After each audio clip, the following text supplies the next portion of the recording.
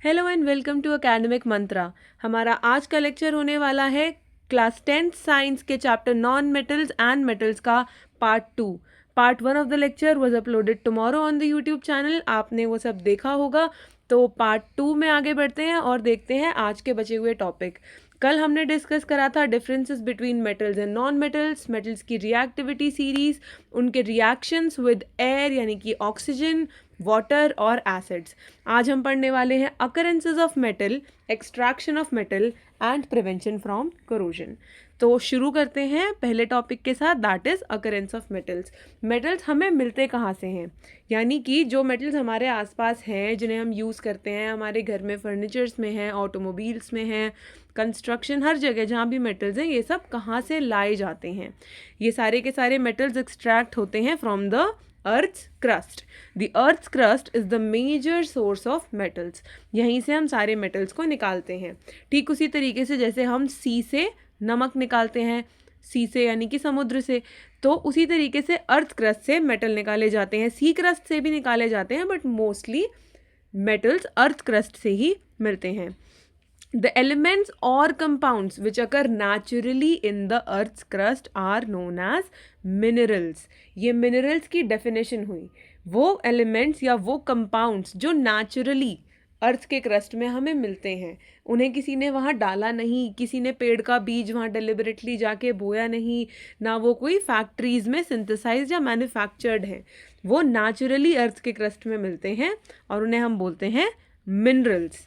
Minerals को आगे जाके हम प्योरीफाई करते हैं और उनसे मेटल्स निकाले जाते हैं। अब कई बार क्या होता है, हर जगह पे हर मेटल की कॉन्सेंट्रेशन हर हमारे अर्थ क्रस्ट में अलग अलग है। अब तुमने देखा होगा, सुना भी होगा, दुबई में सोना बहुत ज़्यादा फेमस है, दुबई के लोग बहुत गोल्ड पहनते हैं, वहाँ बिकता है, सस्ता बिकता है, ज़्यादा बिकता है। जो भी है, ऐसा क्यों है? किसी कंट्री में डायमंड्स हैं क्योंकि इन कंट्रीज़ में, इन जोग्राफिकल लोकेशंस पर उस मेटल की कॉन्सेंट्रेशन ज़्यादा है।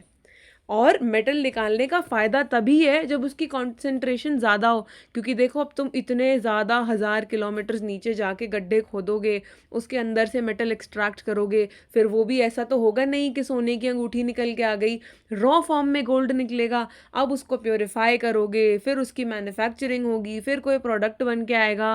अब अगर इतनी मेहनत करने के बाद बने एक 5 ग्राम की अंगूठी तो फिर कोई फ़ायदा नहीं है। तो हम हमेशा मेटल एक्सट्रैक्ट करने के लिए ऐसी लोकेशंस ढूंढते हैं जहाँ पर उस मेटल की, उस मिनरल की कॉन्सेंट्रेशन ज़्यादा हो, तभी मेटल एक्सट्रैक्शन को प्रॉफिटेबल माना जाता है। अब ऐसी जगह जहाँ पर मिनरल्स की कॉन्सेंट्रेशन ज़्यादा हो, उसको बोलते क्या है? उसको बोलते हैं ओर, ORE। At some places, minerals contain a very high percentage of a particular metal and the metal can be profitably extracted. ये word important है, profitably extract कर पाएँ तभी वो ore कहलाएगी। चाहे वहाँ पे कितना भी मेटल हो, मान लेते हैं एक स्पेसिफिक लोकेशन A पर मेरे को मेटल मिल रहा है 50,000 रुपये का, लेकिन उसकी एक्सट्रैक्शन में अगर मैंने 1,00,000 रुपये लगा दिया तो 50,000 के तो मैं नुकसान में हूँ, तो एक्सट्रैक्शन का कोई प्रॉफिट मुझे नहीं मिलेगा। सिर्फ वही लोकेशंस जहाँ से प्रॉफिटेबली मेटल एक्सट्रैक्ट होता है उसको हम कहते हैं ओर, है ना, तेरी ओर वाला, ORE, ओर। अब जो इम्प्योरिटीज़ है, मेटल जैसे मैंने भी बताया प्योर फॉर्म में तो मिल नहीं जाएगा, वो मिलेगा इम्प्योरिटीज़ के साथ। तो जो इम्प्योरिटीज़ उसके साथ लग के चिपक के आ जाएंगी, जैसे कि मिट्टी हुई, डस्ट हुई, और भी कुछ किसी और मेटल के साथ मिला हुआ मिल जाता है। तो जितनी भी चीज़ें उस मेटल को छोड़ के बची, जो हमें मिली लेकिन चाहिए थी नहीं, उनको बोलेंगे गैंग, GANGUE, गैंग। तो ये चीज़ें जो हैं, जो इम्प्योरिटीज़ हैं, उन्हें गैंग बोला जाएगा। अब गैंग से मेटल को अलग करना, यानी कि सिर्फ वो चीज़ निकालना जो हमें चाहिए, इसको बोलते हैं एनरिचमेंट ऑफ ओर। हमने उस ओर को एनरिच कर दिया, फालतू की जो इम्प्योरिटीज़ थी, जो गैंग था, उसको निकाल दिया। The process of removing impurities from the ore is called enrichment. अब यहाँ पे नीचे देखो, 3 तरीके के मेटल्स डिवाइड करके लिखे गए हैं, metals of high reactivity, medium reactivity और लो रिएक्टिविटी। ये कल भी हमने पढ़ा है ना, रिएक्टिविटी सीरीज कल के लेक्चर में देखी थी। हाईली रिएक्टिव मेटल्स कौन होते हैं? जो कि बड़ी जल्दी से पानी के साथ, एयर के साथ रिएक्ट कर जाते हैं, बड़ी जल्दी से कोरोड हो जाते हैं और बड़े ऐसे टची से हैं, सेंसिटिव से हैं, है ना, आजकल की जनरेशन की तरह बड़े ऐसे से हैं, बड़ी जल्दी छिड़ जाएंगे। मीडियम रिएक्टिविटी कौन है? जो ना तो लो रिएक्टिविटी पे है, यानी कि ऐसे भी नहीं है जो रिएक्ट नहीं करेंगे, ना तो हाईली रिएक्टिव एलिमेंट्स की तरह है, ये मीडियम है, ये नॉर्मल आदमियों की तरह रहते हैं, नॉर्मल रिएक्शंस देते हैं। और लो रिएक्टिविटी वाले तो रिएक्ट ही नहीं करते, कॉपर सिल्वर हुआ, गोल्ड हुआ, मर्क्यूरी हुआ, इसीलिए इनके ऑर्नामेंट्स भी बनाए जाते हैं। आगे पढ़ेंगे इस चीज़ को। पर अब इन तीनों में डिस्टिंक्शन यहाँ क्यों पढ़ रहे हैं हम दोबारा से? क्योंकि इन तीनों तरीके के मेटल्स की एक्सट्रैक्शन अलग तरीके से करी जाती है। इसको हम आगे देखेंगे। अब ये जो फ्लो चार्ट है ये तुम्हारा एनसीईआरटी का है कि ओर से जब मेटल निकला तो 3 पार्ट्स में डिवाइड कर दिया, जो अभी हमने पीछे पढ़ा है। सबसे लेफ्ट पे देखोगे तो हाई रिएक्टिविटी, बीच में मीडियम रिएक्टिविटी और राइट मोस्ट साइड में लो रिएक्टिविटी के मेटल्स हैं। तो सबसे पहले लो रिएक्टिविटी से शुरू करते हैं, ये 2 बार आ गया है नीचे। पर लो रिएक्टिविटी के मेटल्स को कैसे एक्सट्रैक्ट करते हैं? बहुत ही सिंपल सा प्रोसीजर है, कुछ भी नहीं करना, इनकी ओर को निकालते हैं और हीट कर देने से ही सिंपली ये जो है प्योर मेटल में कन्वर्ट हो जाते हैं। लो रिएक्टिविटी सीरीज के मेटल्स को सिर्फ और सिर्फ हीट करना पड़ता है, इनके ऑक्साइड्स बनते हैं और ऑक्साइड हीट करने से ये अपने नॉर्मल स्टेट में प्योर फॉर्म में हमारे सामने आ जाते हैं। देखो, the oxides of these metals can be reduced to metals by heating alone. अब एग्जाम्पल के तौर पे 2 दिए हैं, एक दिया है सिनेबार और एक दिया है कॉपर। सिनेबार का ओर, सिनेबार जो होता है वो कौन होता है? मर्क्यूरी का ओर है, साथ में सल्फर लगा हुआ दिख रहा है, HgS है ना, तो ये ओर है। अब इसमें हमें चाहिए क्या? हमें Hg चाहिए, और मर्क्यूरी का है, हमें बाद में जो S लगा है उसकी ज़रूरत नहीं है, यानी कि ये जो लगा है ये हमारे लिए हुई इम्प्योरिटी, ये है गैंग, इसे हटाना है। तो क्या करेंगे? लो रिएक्टिविटी है, हीट कर देने से हट जाना चाहिए, है ना। हीट करेंगे सिनेबार को तो नीचे केमिकल रिएक्शन में देखो 2HgS + 3O2, O2 कहाँ से आ गया? हीट ही तो करना था। हीट मैंने कल भी बताया था, जब भी किसी चीज़ को हीट करने की बात हो रही है या सिंपली प्रेजेंस ऑफ एयर की बात हो रही है, दोनों में ही ऑक्सीजन का होना ज़रूरी है। There is no fire without oxygen, there is no air without oxygen. तो वो जब भी आपसे ये 2 चीज़ें बोले तो ये बड़ी सेल्फ अंडरस्टूड बात होनी चाहिए कि ऑक्सीजन का इन्वॉल्वमेंट रिएक्शन में होने वाला है। तो यहाँ पे भी सिनेबार को अगर हीट करने की बात हो रही है तो हीट तो है, बट साथ में in the presence of oxygen he possible हो पाएगा। तो ऑक्सीजन की प्रेजेंस में हीट करा है और हमें क्या मिल गया? ऑक्साइड मिल गया। अब ऑक्साइड क्यों बना रहे हैं मैम? बनाना तो मेटल था। ऑक्साइड इसीलिए बना रहे हैं क्योंकि ऑक्साइड से मेटल पे जाना बड़ा आसान होता है। यहाँ पे भी यही देखोगे और मीडियम रिएक्टिविटी की सीरीज में भी यही देखोगे।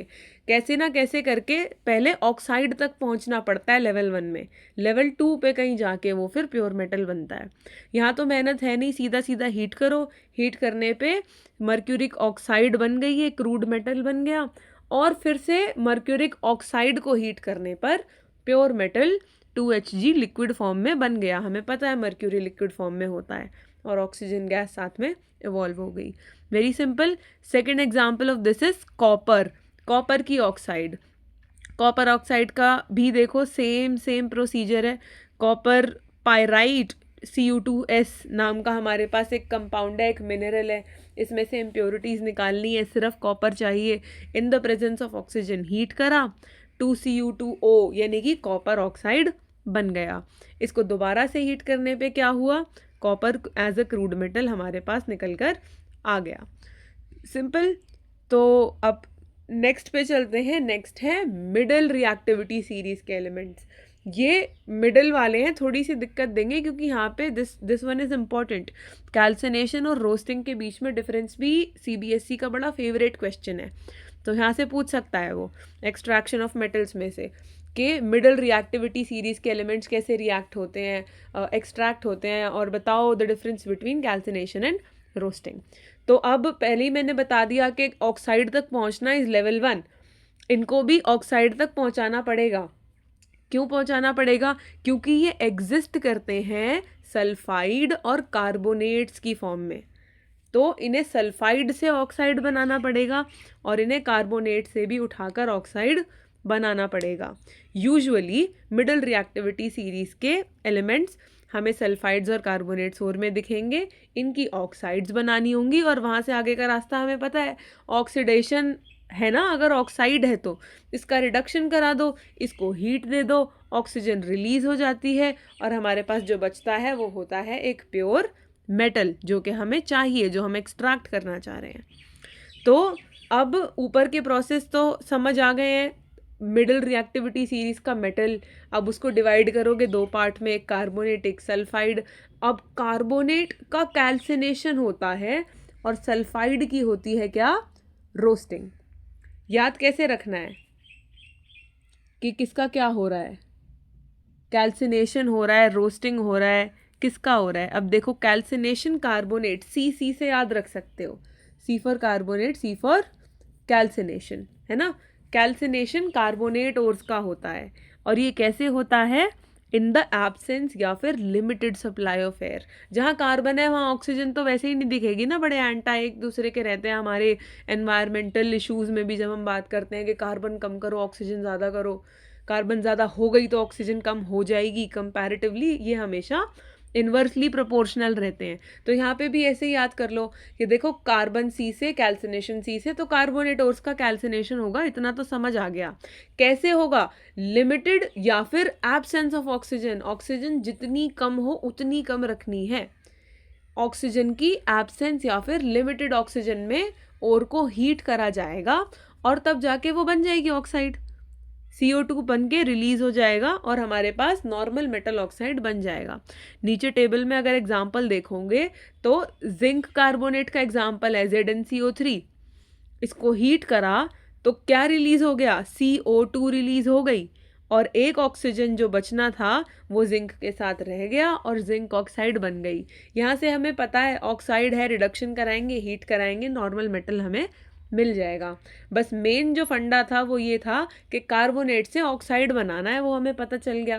कैल्सिनेशन में इन द एब्सेंस या लिमिटेड ऑक्सीजन सप्लाई में हमें इसको हीट कर देना है, बन जाएगा। रोस्टिंग किसकी होती है, अब कार्बन का कैल्सिनेशन है तो रोस्टिंग सल्फाइड का ही होगा, ये तो याद हो ही जाएगा अपने आप। अगर CC एक तरफ है तो रोस्टिंग सल्फर का बचा। अब उसका उल्टा कर दो, वहाँ पे लिमिटेड या एब्सेंट ऑक्सीजन थी, यहाँ पे एक्सेस ऑफ एयर है, यहाँ बहुत ऑक्सीजन देनी पड़ेगी। सल्फर को बहुत ज़्यादा ऑक्सीजन लगेगी तब जाके सल्फर ऑक्साइड बनेगा, सल्फर हट के मेटल ऑक्साइड बनेगा और ये मेटल ऑक्साइड फिर आगे रिड्यूस करके हमारा मेटल आ जाएगा। देखो ore is heated in the excess of air, this is use for sulphide ores. Roasting का प्रोसेस, SO2 प्रोड्यूस्ड, जैसे कैल्सिनेशन में CO2 प्रोड्यूस हो रही थी, रोस्टिंग में उसी तरीके से सेम SO2 प्रोड्यूस होती है। ठीक है, SO2 प्रोड्यूस होके निकल जाएगी एज अ बाय प्रोडक्ट। हमें कार्बन डाइऑक्साइड नहीं चाहिए थी कैल्सिनेशन में, हमें रोस्टिंग में भी सल्फर डाइऑक्साइड नहीं चाहिए। हमें चाहिए क्या, हमें जिंक ऑक्साइड चाहिए, क्योंकि एक्सट्रैक्शन किसका हो रहा है, मेटल का हो रहा है, जिंक का हो रहा है, तो जिंक ऑक्साइड ज़रूरी है। इसका बाद में रिडक्शन करके प्योर मेटल आ जाता है। ये हुई मिडल रिएक्टिविटी सीरीज। इतना समझ में आ जाए तो बहुत आसान है, कोई मुश्किल नहीं है। बस ये याद रखो, मेटल को मेटल ऑक्साइड पे लाओ, रिड्यूस कराओ, मेटल बनाओ, सिंपल है ना, इजी है। नेक्स्ट क्या है, नेक्स्ट अब देखो इसी को थोड़ा सा आगे डिटेल में पढ़ रहे हैं। थोड़ी बहुत 2-3 चीज़ें हैं जो कि अलग से पूछ लेता है वो। पहली क्या है, पहला ये है कि जब कभी कार्बन ना हो तो यहाँ पे क्या करा सकते हैं। देखो हमें हम क्या करा रहे थे, हम डिस्प्लेस करा रहे थे ना चीज़ों को, तो वहाँ पे हीट कर रहे थे, हीट की जगह डिस्प्लेसमेंट रिएक्शन भी कराए जाते हैं। पढ़ते हैं, देखो, besides using carbon to reduce metal oxide to metals sometimes displacement reaction can also be used. कहने का मतलब क्या है, कहने का मतलब ये है कि मान लेते हैं मेरे पास जिंक है लेकिन इम्प्योर फॉर्म में, उसके पास गैंग है, उसके पास इम्प्योरिटीज़ हैं, मुझे ये इम्प्योरिटीज़ हटानी है, तो मैं क्यों ना ऐसा करूं कि मैं इम्प्योरिटीज़ हटाने की जगह जिंक ही हटा दूं। जिंक अकेला हट जाएगा तो वो भी तो चाहे हट के मिला, हमें तो अकेला ही चाहिए था ना, कैसे मिल रहा है फ़र्क नहीं पड़ता, जिंक को अकेले करना था तो बजाय इम्प्योरिटीज़ को अलग करने के लिए क्यों ना मैं जिंक को धक्का मार के हटा दूं। इसका मतलब क्या है कि क्यों ना मैं जिंक को डिस्प्लेस करा दूं, उसकी जगह कोई और मेटल आके इम्प्योरिटीज़ के साथ चिपक जाए और जिंक खुद ही दूर हो जाए। आसान काम हो जाएगा। इसके लिए क्या करना पड़ेगा, अगर पार्ट 1 का लेक्चर देखा है या रिएक्टिविटी सीरीज अच्छे से पता है तो ये चीज़ याद होगी कि कम रिएक्टिव मेटल को ज़्यादा रिएक्टिव मेटल बहुत आसानी से धक्का मार के साइड कर देता है, हटा देता है, डिस्प्लेस कर देता है। तो रिएक्टिविटी सीरीज में जिंक से ऊपर जितने भी मेटल्स हैं उन सबका रिएक्शन मैं यहाँ कराऊंगी, तो जिंक वैसे ही अलग हो जाएगा और मुझे मेरा मेटल प्योर फॉर्म में बहुत आसानी से मिल जाएगा। तो ये रिएक्शन तो बड़ा अच्छा है। फिर हम इतना पढ़ ही क्यों रहे हैं कि ऑक्साइड बनाओ, रिड्यूस कराओ, हीट करो, presence of air, absence of air, इतना सब क्यों पढ़ रहे हैं? क्योंकि हर बार वही प्रॉफिटेबिलिटी वाली बात जो पढ़ी थी कि और प्रॉफिटेबली एक्सट्रैक्ट हो, इसी तरीके से यहाँ पे भी काम प्रॉफिटेबल होना चाहिए, है ना। At the end of the day क्या चाहिए? प्रॉफिट, पैसा। तो कैसे मिलेगा पैसा? अब अगर मुझे जिंक निकालना है लेकिन मैं जिंक निकालने के लिए डिस्प्लेसमेंट करा दूं जिंक से भी महंगे किसी मेटल से, तो कोई फायदा है? मान लेते हैं, अब वैसे तो गोल्ड से होता नहीं है क्योंकि गोल्ड बिल्कुल ही लीस्ट रिएक्टिव है, लेकिन मान लेते हैं कि गोल्ड जिंक से ज़्यादा रिएक्टिव होता और मैं जिंक निकालने के लिए गोल्ड से डिस्प्लेस करा रही हूँ। कितने बुद्धू लगेंगे कि 50 रुपए के मेटल के लिए 5,000 का मेटल लगा दिया वहाँ इम्प्योरिटीज़ में। प्रॉफिट होना चाहिए, इसीलिए डिस्प्लेसमेंट रिएक्शन कराया जा सकता है, पर दो चीज़ें देखी जाती हैं। पहली, जिस मेटल से रिएक्ट करा रहे हो वो ज़्यादा ताकतवर हो। अब किसी नीचे वाले से करा दिया सीरीज में तो वो तो साइड ही नहीं कर पाएगा, उसमें ताकत ही नहीं है इतनी कि वो जिंक को धक्का मार के निकाले। जिंक से ऊपर वाला होना चाहिए कोई, और वो होना चाहिए जो प्रॉफिटेबली जिंक को अकेला निकाल पाए, वो जिंक से सस्ता हो, तब जाके तो इस काम का कोई फ़ायदा भी है, वरना तो यूजलेस बात है ना। तो हाईली रिएक्टिव मेटल्स जो हैं, हाईली रिएक्टिव कौन है याद करा था? सोडियम, पोटेशियम, दो भाई, दोनों तो भाई बड़े हाईली रिएक्टिव है ना। हवा में निकालते साथ आग लग जाती है, केरोसिन से निकालते साथ आग लग जाती है, वाटर के साथ रिएक्शन कराओ टेस्ट ट्यूब फट जाती है। तो यहाँ पे भी यही हाईली रिएक्टिव है, इनसे रिएक्शन करा दो, लेकिन तब जब प्रॉफिटेबल बात हो। तो इनसे रिएक्ट कराने पर मेटल आ जाता है। ये क्या है? ये रिड्यूसिंग एजेंट है। ये लो रिएक्टिव मेटल को डिस्प्लेस करेंगे, खुद वहाँ जाके चिपक जाएंगे, लो रिएक्टिव बेचारा अकेला होके हमें एक्सट्रैक्शन से मिल जाएगा। सिंपल प्रोसेस है। और ये रिएक्शन हाईली एक्सोथर्मिक होते हैं। अब लड़ाई वड़ाई हो रही है ना, डिस्प्लेसमेंट हो रही है, किसी को धक्का मार के निकाला है तो हीट निकल रही है, ऐसे याद कर लो, एक्सोथर्मिक है। कल भी समझाया था, एक्सो यानी कि एग्जिट, थर्म जहाँ भी आए उसका मतलब होता है हीट। तो एक्सोथर्मिक, एग्जिट ऑफ हीट, गर्मी निकलती है इन रिएक्शन से। और एक एग्जाम्पल के तौर पे यहाँ मैंने आपको दिया है आयरन का रिएक्शन। क्यों इतना इम्पॉर्टेंट है? इसीलिए है क्योंकि इस रिएक्शन से इतनी ज़्यादा हीट निकलती है कि ये रिएक्शन रेलवे ट्रैक्स, रेल की पटरियाँ जो होती है ना, उन्हें तक जोड़ने के काम आता है। मशीन के पार्ट्स में जो क्रैक आ जाते हैं उन्हें तक जोड़ने के काम आता है। इतना ज़्यादा गर्मी इस रिएक्शन में से, इतनी हीट इस रिएक्शन में से निकलती है।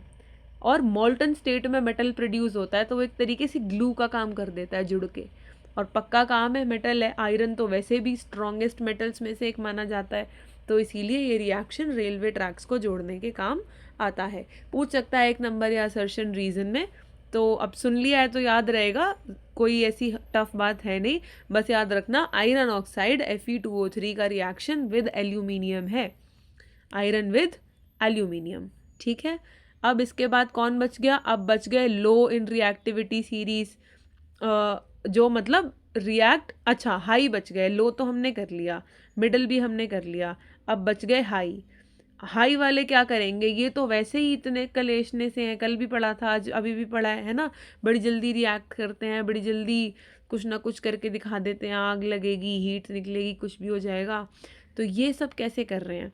ये यूजुअली फ्री स्टेट में मिलते ही नहीं। अब देखो, जो ये है ना, जो लो रिएक्टिविटी सीरीज़ के मेटल थे, जैसे गोल्ड था, मर्क्यूरी था, सिल्वर था, इनके साथ बड़ी कम इम्प्योरिटीज़ मिलती हैं, क्योंकि इनके साथ चांस ही नहीं है इतना कि इम्प्योरिटीज़ आ पाएँ। इनके शेल्स में इलेक्ट्रॉन ऑलरेडी इतने होते हैं, या इनकी प्रॉपर्टीज़ कुछ ऐसी हैं कि जल्दी से किसी और के साथ पेयर अप नहीं करते।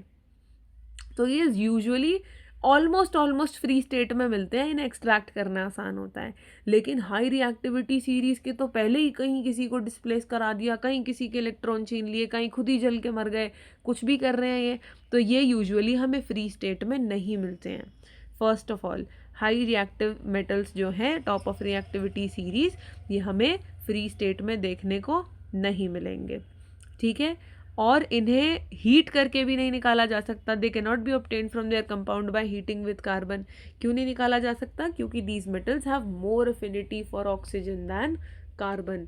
इनकी अफिनिटी ऑक्सीजन के साथ होती है बजाय कार्बन के, तो कार्बन के साथ हीट करके भी निकाल नहीं पाएंगे क्योंकि ऑक्सीजन से ज़्यादा है, कार्बन से इनकी थोड़ी कम होती है। तो अब क्या यूज़ करें? हीट भी नहीं कर सकते हैं, रिएक्टिव हैं, आसानी से निकलेंगे भी नहीं, इनका कर देंगे इलेक्ट्रोलिटिक रिडक्शन। ढीठ लोग हैं, करंट लगा के अलग कर देंगे। इलेक्ट्रोलिटिक रिडक्शन से ये मेटल्स एक्सट्रैक्ट हो जाते हैं।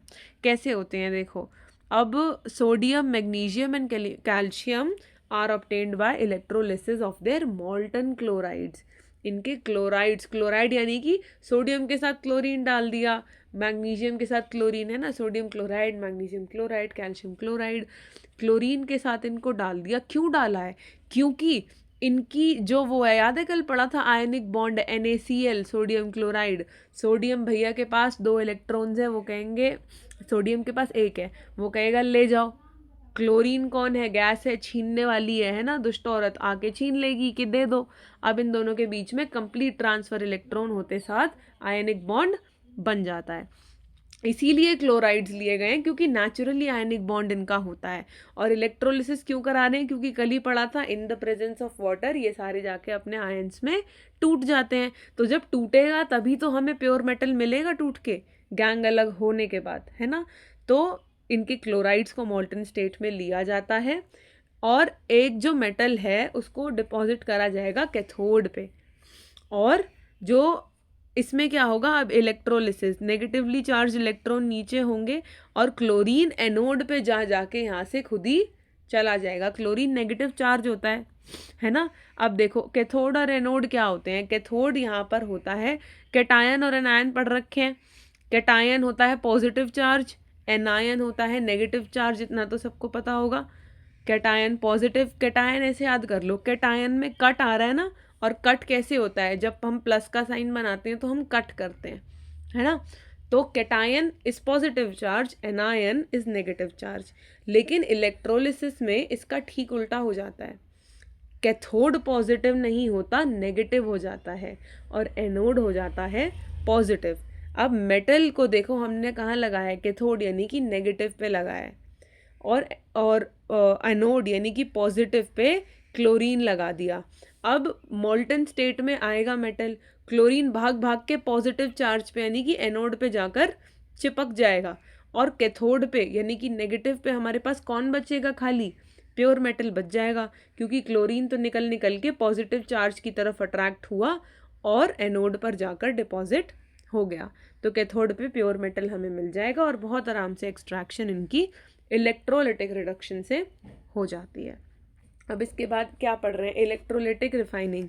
अब पीछे ये जो इतना सारा पढ़ा है, इतनी सारी चीज़ें, लंबी लंबी कहानी के देखो, लो रिएक्टिविटी, मिडल, हाई, इन सब का कोई फ़ायदा इतना खास नहीं है, क्योंकि इसके बाद भी कई सारी इम्प्योरिटीज़ मेटल के अंदर रह जाती हैं, उसको और ज़्यादा प्योरीफाई करना पड़ता है, और इसके लिए यूज़ होती है इलेक्ट्रोलिटिक रिफाइनिंग। इसीलिए इस मेथड को सबसे ज़्यादा ट्रस्ट करा जाता है, क्योंकि this method gives you the purest form of metal possible through extraction and filtration या प्योरिफिकेशन, ठीक है। तो अब इसमें क्या होता है, इलेक्ट्रोलिटिक, नाम यहाँ भी वही आ गया है ना, वहाँ इलेक्ट्रोलिटिक रिडक्शन था, या रिफाइनिंग है, लेकिन बात तो सेम ही है। इलेक्ट्रिसिटी का यूज़ होगा, कैथोड एनोड का यूज़ होगा। कैसे होगा देखते हैं। क्या करेंगे, सबसे पहले इम्प्योर मेटल को एनोड पे लगाएंगे। एनोड याद हो जाना चाहिए पॉजिटिव चार्ज है, कैथोड नेगेटिव चार्ज है। इम्प्योर मेटल जिसमें प्योरिटीज़ है, जिसमें गंदगी है, गैंग है, ये नेगेटिव है, और प्योर मेटल को कैथोड पे लगा दिया है, यानी कि नेगेटिव चार्ज पे लगा दिया है, और पॉजिटिव पे इम्प्योर मेटल है। अब इसके बाद क्या होगा, सॉल्ट सॉल्यूशन उसी मेटल का डाला जाएगा। जैसे मान लेते हैं NaCl मान लो, है ना, इम्प्योर मेटल को लगा दिया एनोड पर, यानी कि NaCl को एनोड पर लगा दिया। हमें सोडियम चाहिए ना, मेटल Cl, क्लोरीन गैस हमें नहीं चाहिए। और कैथोड पर प्योर सोडियम है, प्योर सोडियम। कैथोड कौन होता है? नेगेटिव चार्ज, वहाँ प्योर सोडियम है। और नीचे पानी में भी नमक NaCl मिलाकर रख दिया। अब क्या होगा?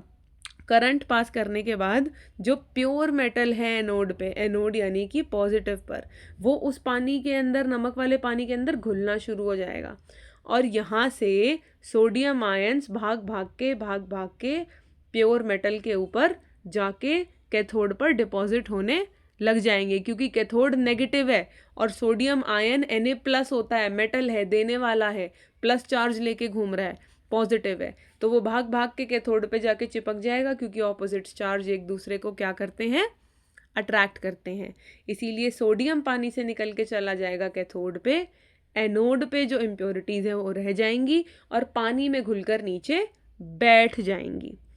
और ये जो पानी में नीचे इम्प्योरिटीज़ बैठी, इनको हम बोल देते हैं एनोड मड। मड समझते हो? मिट्टी, है ना, हमारे लिए तो मिट्टी है, इम्प्योरिटी है, हमें उसका कुछ करना नहीं था, हमें एक्सट्रैक्शन करनी थी प्योर मेटल की, सोडियम की, वो हमने कर ली। तो जो बच गई इम्प्योरिटीज़ जो नीचे बॉटम में बैठ जाएंगी कंटेनर के, उसको कह देते हैं एनोड मड। अब इसके बाद देखो, इसके बाद आ जाता है corrosion, last topic of the chapter and somewhat important topic. Question इसके ऊपर पूछ लेती है NCERT। करोजन क्या होता है? इसको हम आम भाषा में कहते हैं जंग लगना, कह देते हैं। चलो इसके ऊपर भी पढ़ेंगे अभी, पर करोजन अभी क्या होता है? किसी मेटल का ख़राब होना, कोई मेटल का डिके हो जाना, डिटीरियोरेट हो जाना। कैसे हो जाता है डिटीरियोरेट? हवा से, पानी से, मॉइस्चर से, केमिकल से, किसी भी चीज़ से अगर आपका मेटल ख़राब हो गया तो उसको कोरोजन कह देते हैं। ख़राब कैसे हो गया? रंग बदल गया, लाए थे चांदी सफ़ेद पड़ गई काली, कोरोजन कहते हैं इसको, है ना। और ये पीतल के लोटे लाए थे, हो गए उसको रंग बदल के हरे पड़ गए, ऐसा रंग बदल गया, कुछ हो गया, है ना। लोहा लाए थे चमकता हुआ, भूरा हो गया, ख़राब हो गया, तो कलर बदल जाता है, टेक्सचर बदल जाता है, कमज़ोर हो जाता है मेटल। जो बहुत मोटा होता था उसका वज़न नापोगे कोरोजन के बाद तो बहुत हल्का हो गया।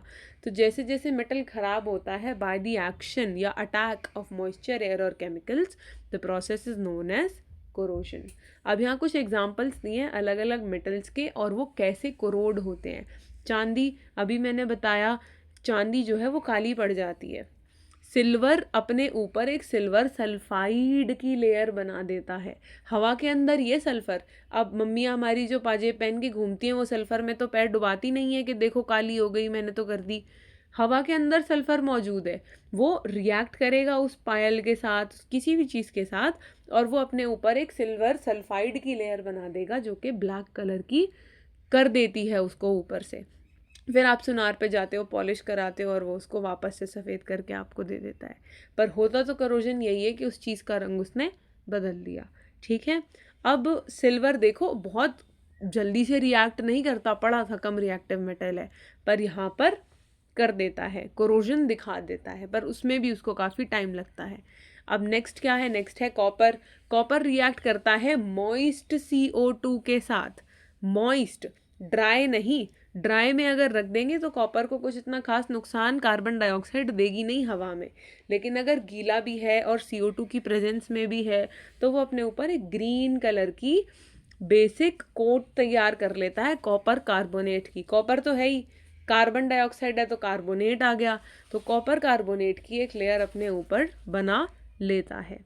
इससे कॉपर कोरोड हो गया। अगला है आयरन। आयरन हम सभी जानते हैं ना, मॉइस्चर की प्रेजेंस में, ऑक्सीजन की प्रेजेंस में आयरन से बन जाता है रस्ट। रस्ट को हम हिंदी में कहते हैं जंग। ये क्वेश्चन पूछ सकता है वो आपसे, या ना भी पूछे तो आपको पता होना चाहिए basic common sense. What is the difference between corrosion and rusting? Rusting और कोरोजन में क्या फ़र्क है? रस्टिंग भी ख़राब होना है, कोरोजन भी ख़राब होना है। कोरोजन का मतलब है किसी भी मेटल का ख़राब होना। कोई भी मेटल उठा लो, अगर वो मेटल ख़राब हो गया किसी मॉइस्चर, एयर, केमिकल के अटैक से, दैट इज़ कोरोजन। लेकिन जब सिर्फ लोहे की बात करी जाए, आयरन की बात करी जाए कि भैया आयरन ख़राब हो गया हमारा, तो उसे बोलते हैं रस्टिंग। अब देखो आयरन को इतना स्पेशल ट्रीटमेंट क्यों मिल रहा है? क्योंकि आयरन स्पेशल है हमारे पूरे इंफ्रास्ट्रक्चर में। जितनी भी चीज़ें हम बनाते हैं हमारे घर में बाहर जो भी है, सड़क से लेकर ब्रिज तक, हर चीज़ में आयरन बहुत ज़्यादा यूज़ होता है। और क्योंकि कोई चीज़ इतनी ज़्यादा यूज़ हो रही है तो ख़राब भी तो होती होगी, उसको ठीक करने के बारे में भी तो किसी ने सोचा होगा, तो उसका नाम भी रख ही दिया कि चलो आयरन ख़राब होगा तो इसको हम रस्ट कह देंगे, आयरन रस्टिंग कह देंगे। तो the process of corrosion of iron is called as rusting. ठीक है। एल्यूमिनियम भी ख़राब हो जाता है। एल्यूमिनियम कैसे होता है? एल्यूमिनियम में देखो क्या होता है, एल्यूमिनियम ऑक्सीजन के साथ रिएक्ट करेगा, अपने ऊपर एक ऑक्सीजन की ऑक्साइड, एल्यूमिनियम ऑक्साइड की लेयर डेवलप कर देता है। लेकिन यहाँ लिखा हुआ है प्रोटेक्टिव, प्रोटेक्टिव लेयर। इसका मतलब क्या है? याद है पार्ट 1 लेक्चर में मैंने बोला था एनोडाइजिंग है, इसको आगे पढ़ेंगे, अभी इतना इम्पोर्टेंट नहीं है।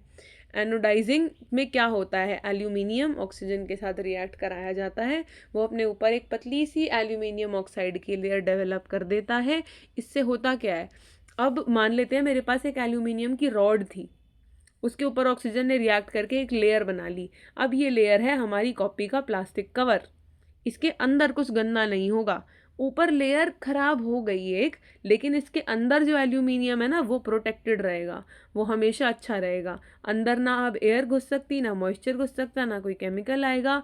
जो भी नुकसान होगा वो एल्यूमिनियम ऑक्साइड की लेयर को होगा। अंदर हमारी रॉड जो एल्यूमिनियम की है वो सही सलामत रहने वाली है, इसीलिए इसको प्रोटेक्टिव लेयर बोला जाता है। और अगला है अल्कली मेटल। अल्कली मेटल्स कौन है? अल्कली मेटल यही सोडियम पोटेशियम, दो भाई, हाईली रिएक्टिव मेटल्स। ये तो वैसे ही, ये तो हवा में निकालते साथ आग पकड़ते हैं। पढ़ा है ना कि why are sodium and potassium dipped in kerosene oil, why are they kept in dark. क्यों? क्योंकि ऑक्सीजन की प्रेजेंस में लाते साथ, केरोसिन से बाहर निकालते साथ आग लग जाती है, इतने ज़्यादा हाईली रिएक्टिव होते हैं। तो इतने ही रिएक्टिव है कि इन्हें एयर की, मॉइस्चर की ज़रूरत ही नहीं है, इन्हें तो बस केरोसिन से बाहर निकालो, ये आग पकड़ लेंगे। Very reactive, highly reactive metals. ठीक है। अब लास्ट आ गए प्यारे प्यारे से हमारे गोल्ड, प्लैटिनम और मरकरी। ये रिएक्ट नहीं करते हैं, इसीलिए इन मेटल्स की ज्वेलरी बनाई जाती है। ये कोरोड नहीं होते हैं, ख़राब नहीं होते हैं, इनमें जंग नहीं लगता है। देखिए मम्मी की सोने की ज्वेलरी में कभी जंग लग गया हो? नहीं लगता। प्लैटिनम कभी ख़राब हो गया हो किसी की रिंग, कभी मर्क्यूरी में जंग लगता हो लिक्विड फॉर्म में, कभी नहीं लगेगा। ये मेटल्स कोरोड नहीं होते हैं किसी के अटैक से, और इसीलिए इनकी मार्केट वैल्यू ज़्यादा भी होती है। अब कोरोजन तो पढ़ लिया, अब अच्छी चीज़ भी नहीं लग रही है पढ़ के, मेटल ख़राब हो रहा है तो फिर इसको बचाएं कैसे? कोरोजन से प्रिवेंशन के भी तरीके होते हैं, मेटल को ख़राब होने से बचाने के तरीके होते हैं। क्या क्या तरीके हैं? सबसे पहले, सबसे आसान, पेंट ग्रीसिंग इनामल्स। पेंट हम करते हैं ना घर में, दीवारों दरवाज़ों पर, जब दरवाजे में से आवाज़ आती है हल्की हल्की, ग्रीसिंग भी कर देते हैं, थोड़ी सी ऑयल डाल देते हैं, अपनी गाड़ियों में, अपनी स्कूटीज़ बाइक्स में डालते हैं ऑयल, इंजन ऑयल डलता है। क्यों? ताकि वो ख़राब ना हो जाए, जंग ना लगे, स्मूथली चले, है ना, अच्छे से चले, हमारे दरवाज़ों में से आवाज़ ना आए, पंखों में से, इन सब चीज़ों में से, उन सब की ग्रीजिंग करी जाती है, पेंट करा जाता है ताकि जंग ना लगे, वो पपड़ियाँ उतर के ना गिरे। वो जो पपड़ी बन जाती है उस दरवाजे के ऊपर, वो क्या है? वो रस्टिंग ही है, वो ख़राब ही हुआ है दरवाज़ा, अब उसके ऊपर नया पेंट होगा तो वो ठीक हो जाएगा। तो ये चीज़ें, ये क्यों मदद करती हैं? क्योंकि वाटर रेजिस्टेंट होता है पेंट, एनामल और ये ग्रीस, पानी का एक्शन हो नहीं पाएगा, एयर रिएक्ट कर नहीं पाएगी, प्लास्टिक कवर एक तरीके का चढ़ गया। अगला क्या है? Sacrificial protection. सैक्रिफिशियल नाम से ही समझ आ रहा है कि किसी का तो सैक्रिफाइस हो रहा है, किसी की तो बलि चढ़ रही है। किसकी चढ़ रही है? सस्ते वाले मेटल को मान लेते हैं, महंगे वाले मेटल के ऊपर प्लास्टिक कवर बना के चढ़ा दिया। अब ख़राब होगा तो ऊपर वाला होगा ना, नीचे वाला तो आराम से बैठा है अपना। प्रॉफिटेबिलिटी की बात है, जहाँ प्रॉफिट है उसको ऊपर उसके चढ़ा दिया। अब ख़राब होगा तो ऊपर वाला होगा लेयर, नीचे वाली, जैसे एल्यूमिनियम ऑक्साइड लेयर बना रहा था, तो ख़राब होगी तो वो लेयर होगी, खुद को सैक्रिफाइस करके अंदर के एल्यूमिनियम को वो बचा के रखेगी। थर्ड एग्जाम्पल है गैल्वनाइजेशन। सैक्रिफिशियल प्रोटेक्शन के जैसा ही है, सेम सेम ही है। इसमें क्या होता है? आयरन और स्टील को एक पतली सी जिंक के साथ कोट करा जाता है। जिंक भी क्या करता है? एल्यूमिनियम की तरह जिंक ऑक्साइड की एक लेयर बना देगा।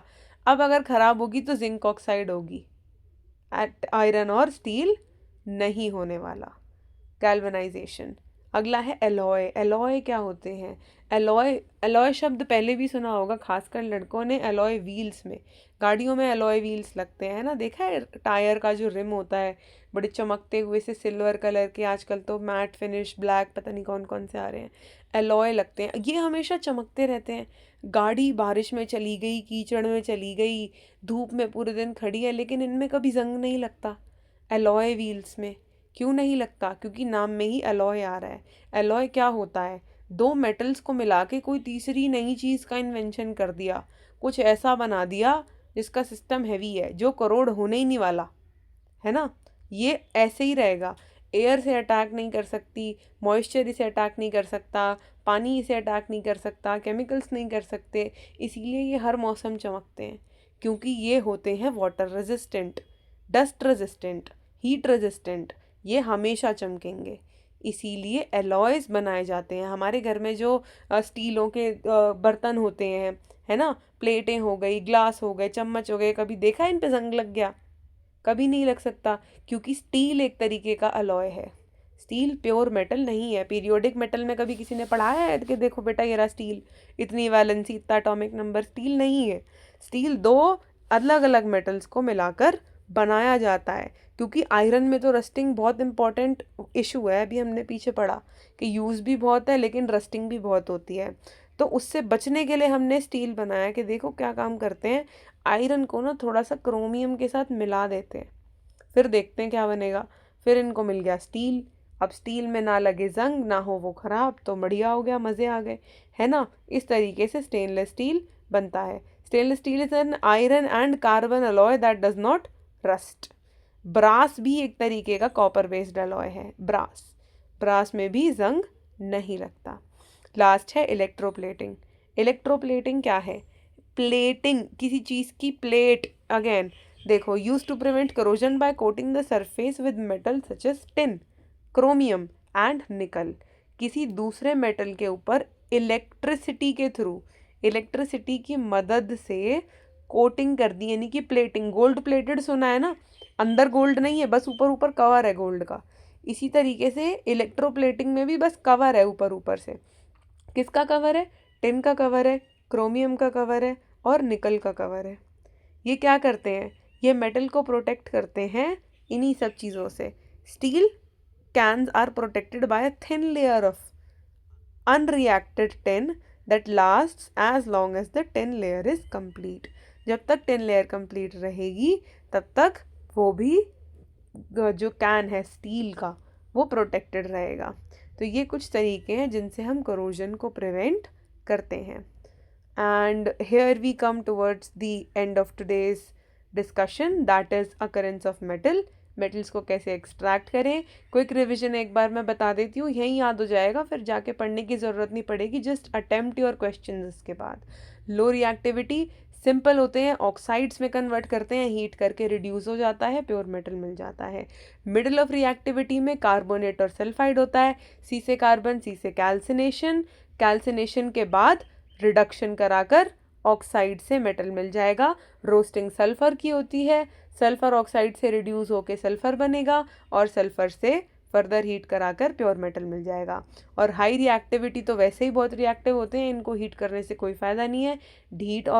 ढीटे हैं ये लोग बहुत ज़्यादा, और इसीलिए इनका इलेक्ट्रोलिटिक रिफाइनिंग कर दिया जाएगा। इसके बाद क्या इलेक्ट्रोलिटिक रिफाइनिंग प्रोसेस डिटेल में है, इंपॉर्टेंट है, पूछ लेते हैं। And finally corrosion and prevention of corrosion. Hope you liked today's lecture. Please revise it for your exams and I hope you score really well.